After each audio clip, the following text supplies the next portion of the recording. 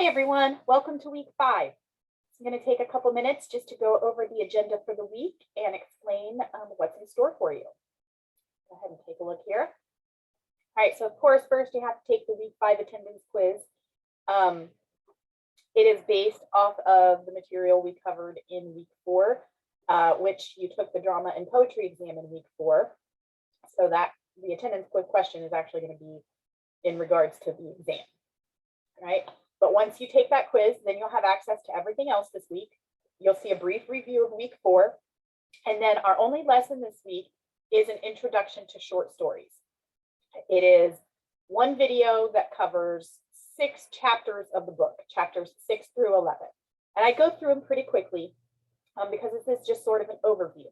It is really just to let you know what elements we will be focusing on when we read each of the short stories in the coming weeks. Okay. Now you don't necessarily have to answer complicated questions in the homework assignments. These elements that we're going to be focusing on are really more what I will focus on in the follow-up lessons, and then what you'll have to focus on for the exam in week 10. The homework assignments for each of the short stories are pretty basic, right? Okay, so you want to go through that lesson, and then that's the only lesson for the week. Our homework, we do not have a journal this week since we did not have a discussion in week 4. So you'll hop straight to your first short story assignment, which is the story of an hour. You can watch the video in the instructions and try to have it in by Sunday night. Then you have a second short story. This is the only week you'll have 2 short stories assigned, but they're both pretty small. The second story this week is Hills Like White Elephants.